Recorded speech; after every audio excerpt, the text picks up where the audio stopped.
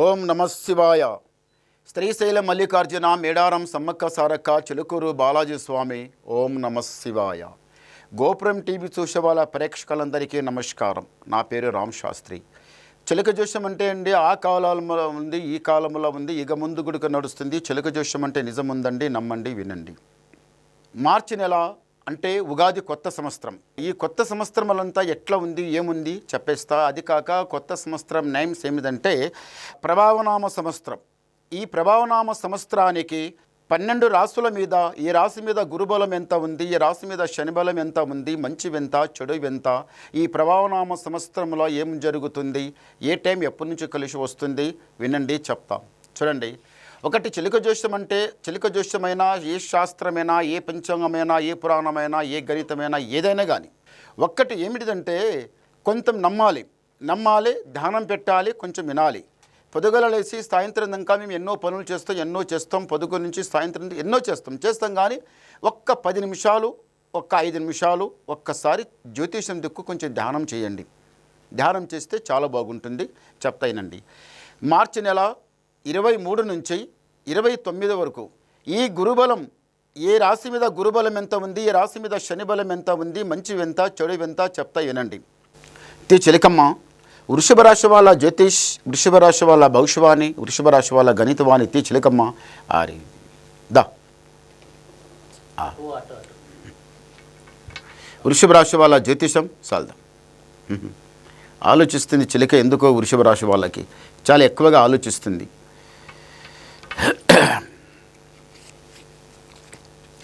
వృషభ రాశి వాళ్ళు సమ్మక్క సారక్క, ఎవరైతే సమ్మక్క సారక్క దర్శనం ఈసారి చేసిండ్రో, బంగారం తనవెత్తు మంచిగా తరాజులా జోకిండ్రో, మళ్ళొకటి ఏముందంటే మాత్రం ఈ రాశి వాళ్ళకి సమ్మక్క సారక్క దర్శనం చేసుకొని అక్కడ స్థానంలో వెళ్ళి అమ్మవారు గద్దెకు నమస్కారం చేసి ఎవరైతే వచ్చిండ్రో ఈసారి నిజంగానే వాళ్ళ మీద నెత్తి మీద ఉన్న దరిద్రం పటాపంచలం అయిపోతుంది. ఇంటి లోపల ఏ పని చేసినా మంచి కలిసి వస్తుంది.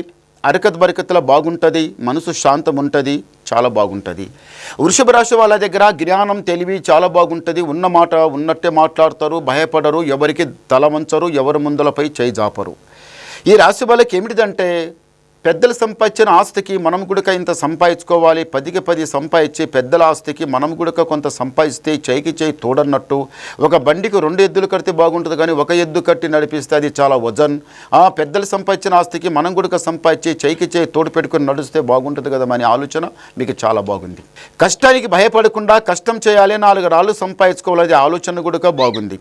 చదువుమని చదువు మీద చాలా ఇంట్రెస్ట్ పెట్టారు. అప్పుడు చదువు గుడక బాగుంది, తెలివి గుడక బాగుంది.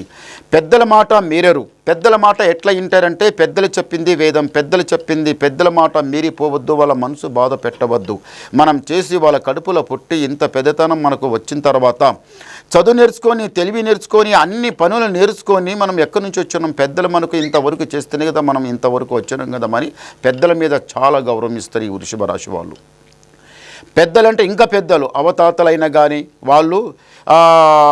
వాళ్ళు ఒక బాధపడకుండా వాళ్ళకి మంచిగా స్నానం చేపించి, వాళ్ళకి మంచిగా పౌషాహారం మంచిగా పెట్టి, వాళ్ళకి ఒక మంచి వేసి, వాళ్ళ ఖుషి మీద ఆనందంగా పెరిసి, వాళ్ళకి మళ్ళొకటి వాళ్ళకు నగముర్చుకుంటూ మాట్లాడి వాళ్ళకి నిదానంగా మంచిగా వాళ్ళకు మనసులో ఏ బాధ లేకుండా ఫ్రీ మీద పెడతారు ఈ రాశి వాళ్ళు, వృషభ రాశి వాళ్ళు. అంటే అన్నిటికన్నా పెద్దలకు చాలా మంచిగా చూస్తారు మీరు. చూడండి, అన్నిటికన్నా పెద్దల ఆశీర్వాదం దొరకాలంటే ఆ భగవంతుని ఆశీర్వాదం దొరికినట్టే. భగవంతునికి నమ్మి నడవాలి. భగవంతుని తర్వాత ముందు పెద్దలు, ఆ తర్వాత భగవంతుడు. ముందు పెద్దల సేవ చేయండి. ఆ పెద్దల ఆశీర్వాదం దొరికితే భగవంతుని ఆశీర్వాదం దొరికినట్టే. అదృష్ట బలం మీది చాలా బాగుంటుంది. తొందర పడకండి. ఇంతవరకు మస్తు కష్టపడ్డారు, నష్టపోయారు, చాలా చిక్కులు పడ్డారు, మస్తు ఎగిండ్రు జోగిండ్రు, అంత అయిపోయింది.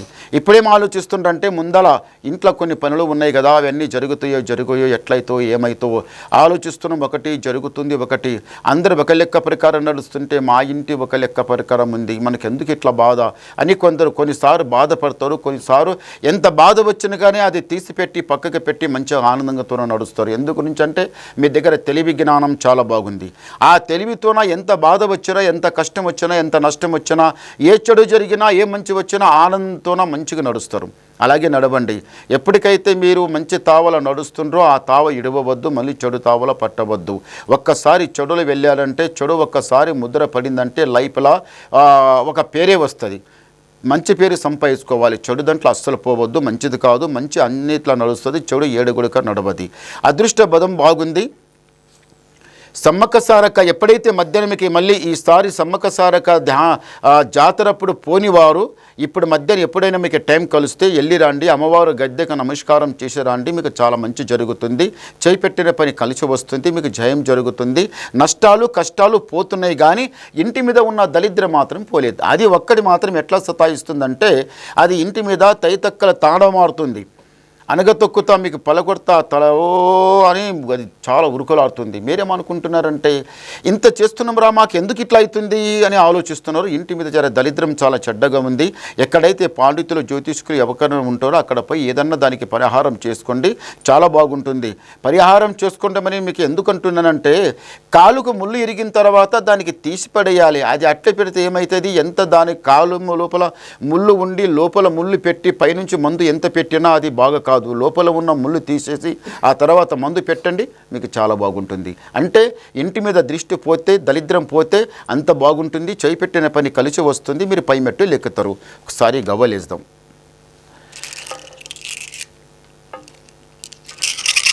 ఓం నమ శివాయ.